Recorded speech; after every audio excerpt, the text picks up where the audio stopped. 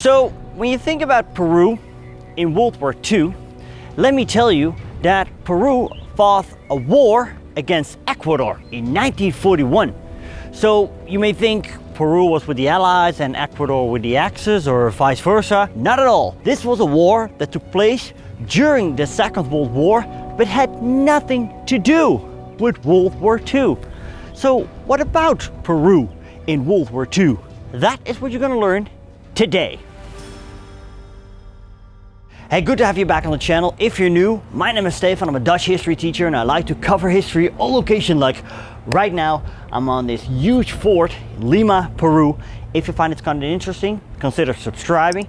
Hit that notification bell. You can support me via Patreon, PayPal and via a super thanks. You can all find the information below the video. From 1939 till 1945, Peru was under the government of President Manuel Prado y Ugarteja. Now, where other South American countries managed to boost their economy due to close cooperation with the United States, Peru failed to boost its economy. Main reason for Peru's lack of success was its price controls on essential war commodities. It deprived Peru of foreign exchange that was needed in sectors such as mining, fishing and manufacturing. Peru's foreign exchange reserves only grew with 55%.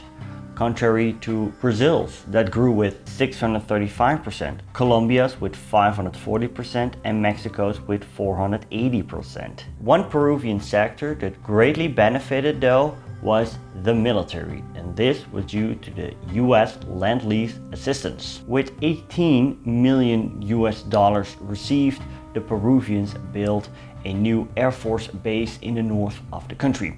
Now, the main export product of Peru was cotton. When war began and maritime restrictions came into effect, the only European country that was left to buy cotton was Great Britain. Later, Peru signed an agreement with the US in which was agreed that the US would buy all of Peru's excess cotton. Yet its production was hindered by its own domestic policy.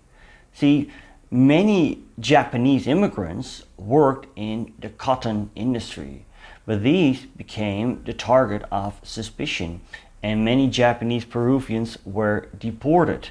Persons that were very important for the Peruvian cotton industry were shipped off. Another product that needs mentioning, and perhaps you've never heard of this before, I for sure have not, was quinine, processed from the quinchoa trees, which was used as an effective medicine against malaria from the 17th century. Mid-19th century, however, British and Dutch smugglers, they managed to carry out quinchona seeds out of Peru and establish large plantations on Java. With Java under Japanese occupation from early 1942, the Allies turned to Peru and Bolivia.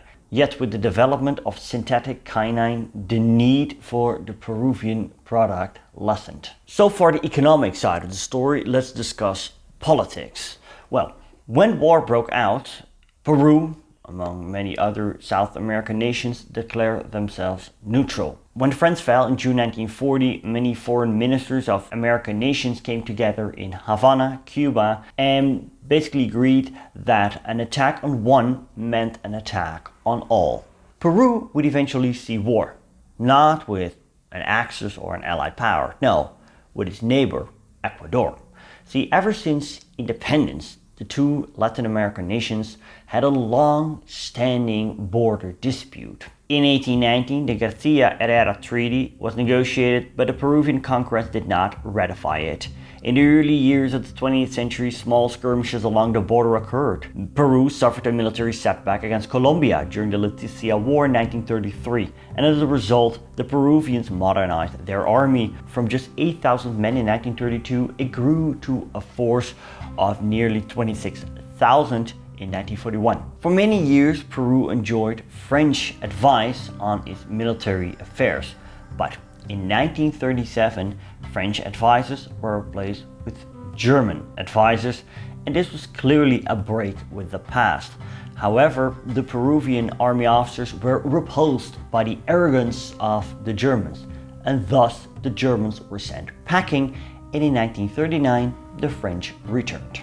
The Italians, they helped with modernizing the Peruvian Air Force in 1940. These were replaced with US pilots. And the US Navy assisted the Peruvian Navy in its development. With World War II in full swing, the Peruvian military knew that the United States would not permit a war in South America.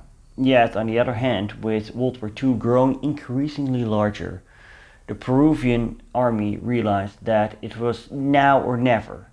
If they wanted to settle the border dispute with Ecuador, they could better move in as soon as possible. Using its clearly superior military forces, the Peruvians sought to invade and occupy large sectors of the disputed territory with Ecuador and hold it until diplomatic negotiations validated their military gains. In July 1941, the disputed territory was bordering the Pacific Ocean and 120,000 square miles of territory in the eastern provinces of Ecuador and Peru, located between the equator and the Javari River. President Manuel Prado wanted to solve the issue diplomatically, but he was under immense pressure because his family was being accused of being unpatriotic, and that had to do with the actions of his father during the War of the Pacific against Chile, when his father left the country. In June, negotiations between Ecuador and Peru broke down. War was looming. Peruvian General Aloy G. Ureta commanded his troops near the border area. Now he was told to hold his positions, but he demanded the permission of the president to move in. And he claimed that if he would not get this permission, he would move in anyway. And so, with a naval blockade in place, motorized infantry, tanks and even paratroopers, the Peruvians launched their offensive on July 5th. The War of 41 had begun. The Ecuadorian army did not have the slightest chance to halt the Peruvian onslaught. They suffered from bad leadership, poor equipment, and a divided civilian population.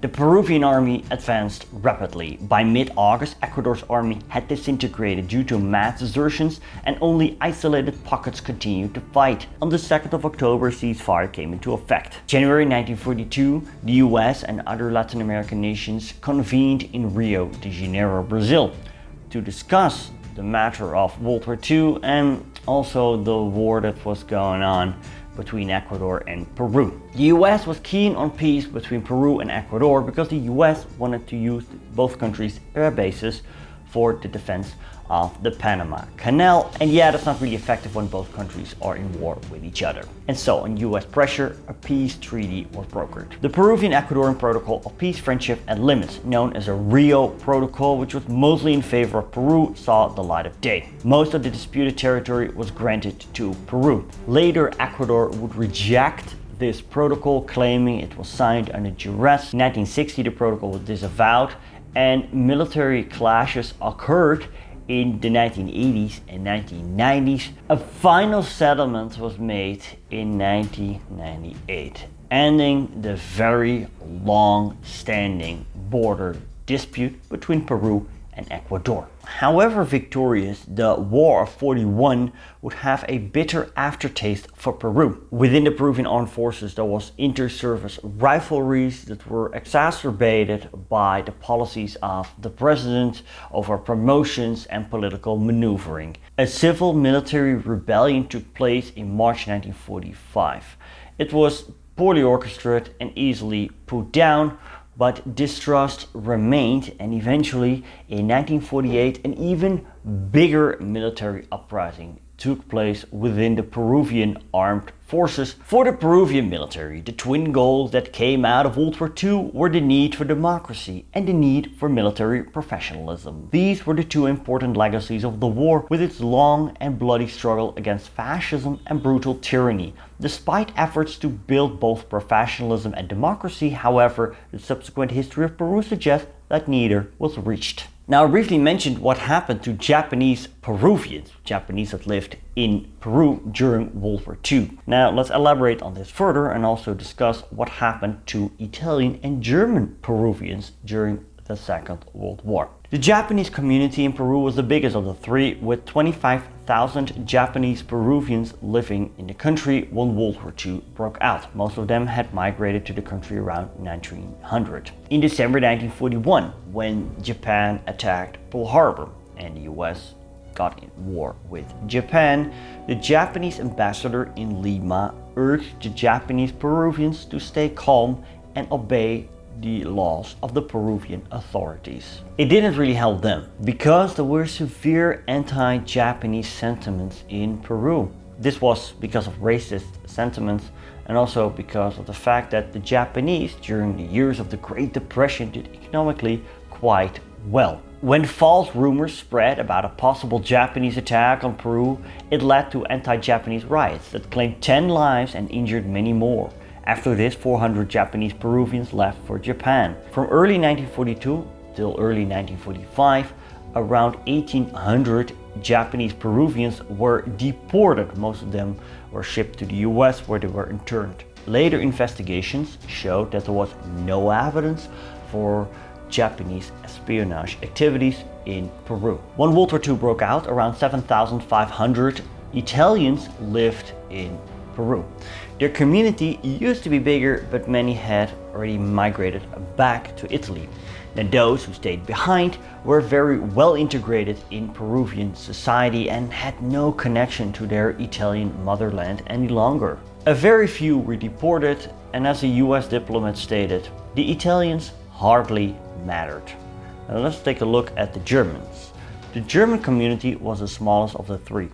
Around 2,000 Germans lived in Peru when World War II broke out. Because their community was so small and not very visible, they received less hatred than the Japanese did. Yet, on US pressure, hundreds of them were arrested, detained, and deported to the US, just like many Japanese were. Many of the Germans, although, used to be a member of the Peruvian Nazi party that was disbanded in 1939. Peru became an ardent supporter of the Allied cause. Although Peru did not send troops, it cooperated fully with the US. Yet, the cooperation ended as fast as it had begun when World War II was over. The goodwill of the country gained from the US during World War II was quickly squandered in the post-World War II years during the Cold War, but that is beyond the scope of this episode.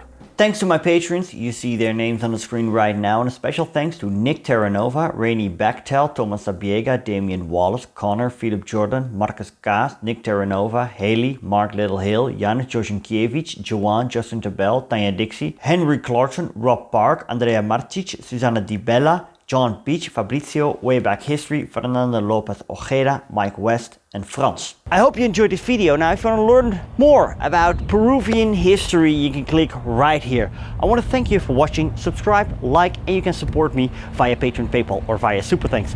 Thanks for watching, and best wishes from this huge fort in Lima, Peru.